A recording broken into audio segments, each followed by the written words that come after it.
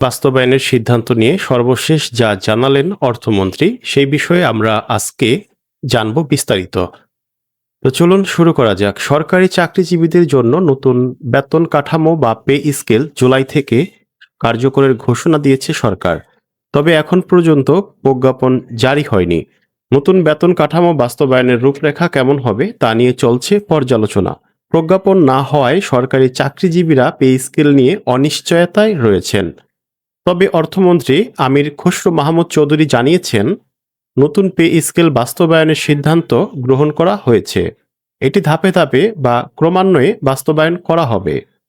সম্প্রতি একটি বেসরকারি টেলিভিশনে দেওয়া সাক্ষাৎকারে এ তথ্য জানান তিনি। সরকারি কর্মচারীদের বেতন ভাতা বাড়াতে সাবেক সচিব জাকির হোসেনের নেতৃত্বে নবম পে কমিশন গঠন করে অন্তর্বর্তী সরকার।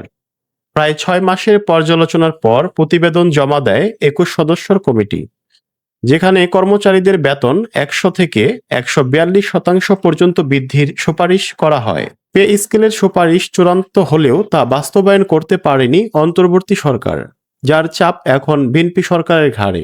এরই মধ্যে যা পর্যালোচনা করা হচ্ছে সচিব কমিটির মাধ্যমে 2026-27 অর্থবছরে বাজেট পেশের সময় অর্থমন্ত্রী জাতীয় সংসদে সরকারি চাকরিজীবীদের জন্য নতুন বেতন কাঠামো ঘোষণা দেন। সম্প্রতি দেওয়া এক সাক্ষাৎকারে অর্থমন্ত্রী আমির খসরু বলেন, নতুন পে স্কেল দেওয়ার তো সিদ্ধান্ত হয়েছে, এটা আমরা গ্রহণ করেছি এবং এটার বাস্তবায়ন করা হবে। দেশে বর্তমান আর্থিক প্রেক্ষাপটের কঠিন সময়ে আমরা অতিক্রম করছি। এটাকে মাথায় নিয়ে পে স্কেল ক্রমান্বয়ে বাস্তবায়ন করা হবে। কমিশনের সুপারিশে কোনো কাটছাট হবে কিনা তার সরাসরি জবাব দেননি অর্থমন্ত্রী। পে স্কেল বাস্তবায়ন সহ সরকারের উন্নয়ন পরিকল্পনা ও বাজেট বাস্তবায়নে রাজস্ব আদায়ের জোর দেওয়ার কথা জানিয়েছেন অর্থমন্ত্রী।